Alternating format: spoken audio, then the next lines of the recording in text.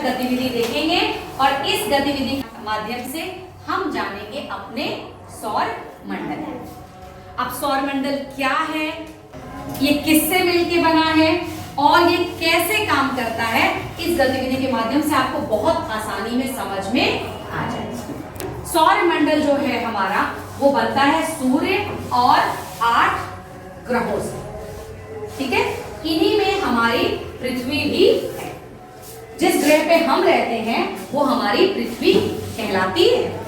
इसी तरह 7 और ग्रह हैं जो सूर्य के इर्द गिर्द उसकी परिक्रमा करते एक निश्चित रास्ते पे, एक निश्चित रास्ते पे। इसीलिए कभी भी कोई ग्रह परिक्रमा सूर्य की करते समय एक दूसरे से टकराता नहीं है। हर एक का रास्ता निश्चित है, इसलिए समय भी निश्चित है कि एक ग्रह को सूर्य का चक्कर लगाने में कितना समय लगेगा। तो चलिए बारी बारी हम आपको सूर्य और सौरमंडल के 8 ग्रहों से मिलवाएंगे जो यहाँ पे आपको दिख रहे हैं, और ये 8 ग्रह अपनी विशेषता आपको बताएंगे। तो तैयार हैं आप सब जानने के लिए? तो सबसे पहले हम जाने अपने सबसे बड़े आग के गोले जो है सूर्य, जिससे सारे ग्रहों को रोशनी मिलती है। तो चलिए सूर्य अपनी विशेषताओं को बिल्कुल आराम से बताइए। मैं सौरमंडल का सबसे बड़ा पिंड हूँ। सभी ग्रह मेरी परिक्रमा करते हैं। मेरी सतह का तापमान 5600 सेंटीग्रेड है। मैं पृथ्वी से 15 करोड़ किलोमीटर दूर आता हूँ। तो सूर्य बहुत गर्म है, ठीक है। 5600 डिग्री सेंटीग्रेड उसकी सतह का जो है तापमान है। इसके बाद अगला ग्रह जो है वो हमारा है बुध ग्रह। चलिए बुध ग्रह अपने बारे में खास चीजें बताइए। मैं बुध हूँ। मैं 8 ग्रह में से सबसे छोटा एवं सूर्य के सबसे नजदीक वाला ग्रह हूँ। Very good. 8 ग्रह में से सबसे छोटा और सूर्य के सबसे नजदीक, ये खास विशेषता है हमारे बुध की। अगला ग्रह है हमारा शुक्र। आवाज तेज रखिएगा और अपनी विशेषताओं को शुक्र ग्रह बताइए। मैं शुक्र हूँ। मैं सौरमंडल का सबसे गर्म और सबसे चमकीला ग्रह हूँ। मुझे पृथ्वी की बहन के रूप में भी जाना जाता है। मुझे सुबह एवं शाम का तारा भी कहा जाता है। हाँ, सुबह और शाम का तारा और पृथ्वी की बहन, क्योंकि पृथ्वी के पास है और बहुत कुछ पृथ्वी जैसी है, इसलिए इसको याद रखिएगा कि पृथ्वी की बहन कौन से ग्रह को कहा जाता है? शुक्र ग्रह को। अगला हमारी कौन सी? हमारी अपनी पृथ्वी। तो चलिए हमारी अपनी पृथ्वी हमारे पास आ गई है और अपनी विशेषताओं को आप सबके सामने बताएगी। मैं सौरमंडल का तीसरा ग्रह हूँ। मैं ठोस हूँ। उसमें जीवन देने वाली ऑक्सीजन गैस और पानी पाया जाता है। मैं 365 दिन सूर्य का एक चक्कर लगाती हूँ। मैं उपग्रह चंद्रमा है। तो पृथ्वी ने बहुत सारी चीजें अपनी बताई कि यहाँ पे जीवन देने वाली ऑक्सीजन गैस और जल पाया जाता है। साथ ही हमारा एक उपग्रह भी है जिसको हम चंद्रमा के रूप में दिन में देखते हैं कि रात में? कब दिखता है चंद्रमा? रात में। तो इसके बाद बारी आती है अगले ग्रह की जो है मंगल ग्रह। मैं मंगल ग्रह हूँ। मैं सूर्य से चौथा ग्रह हूँ। लाल वातावरण के कारण मुझे लाल ग्रह भी कहते हैं। मैं पृथ्वी का लगभग आधा हूँ।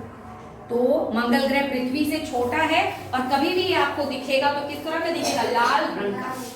आइए अब हमारा अगला ग्रह है बृहस्पति, और बृहस्पति को बहुत ध्यान से सुनिएगा क्योंकि इसके बारे में अक्सर सवाल पूछे जाते हैं। चलिए बृहस्पति अपने बारे में बताइए बेटा। मैं गैस और तरल से बना हुआ हूँ।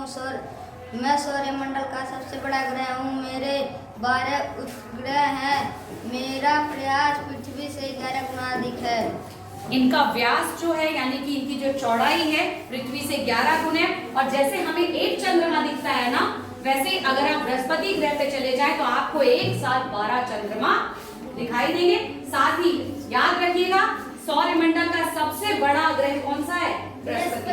अगर आप देखेंगे तो आपको साइज में भी दिखेगा कि सबसे बड़ा है।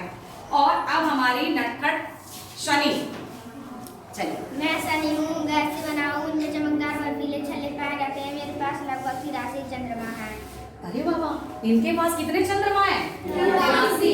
यानी कि हमारी पृथ्वी के पास सिर्फ एक, ये तो बेईमानी होगी ना? 1 और बृहस्पति में कितने 12 और शनि में पहुंच के क्या हो गए। और शनि ने एक और बात बताई अपने बारे में, इसमें छल्ले पाए जाते हैं। और वो छल्ले किस तरह के हैं, बर्फ के छल्ले यानी बर्फीले छल्ले। आप देख पाएंगे यहाँ पे एक रिंग टाइप का बना हुआ है, यही है शनि के बर्फीले छल्ले। तो याद रखिएगा इस बात को, जब पूछा जाए तो आसानी से बताइएगा। और अब हमारा अगला ग्रह है अरुण। सूर्यमंडल का आवाज तेज बेटा, अरुण ग्रह की आवाज खूब तेज होनी चाहिए। मैं सूर्यमंडल का तीसरे बड़ा ग्रह हूँ और गैस से बना हूँ। मुझे हरा ग्रह भी कहा जाता है। Very good. अब हरा ग्रह पूछा जाए किसको, लाल ग्रह किसको कहा गया था, मंगल को। और हरा ग्रह किसे कहा जा रहा है, तो ये सारे सवाल आसानी से याद हो जा रहे हैं आपको, क्योंकि आप देख पा रहे हैं। तो हमारा सौरमंडल का अंतिम ग्रह जो है, हाँ आवाज तेज बेटा। मैं वरुण हूँ।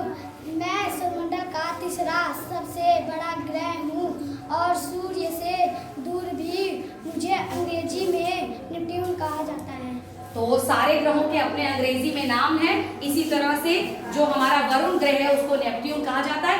एक बार मैं आपको सारे ग्रहों के नाम अंग्रेजी में भी बता दे रही हूँ। तो हमारे सोलर सिस्टम यानी सौरमंडल में सन बीच में है, इसके बाद आता है मरकरी जो बुध के नाम से हिंदी में आप जान रहे हैं।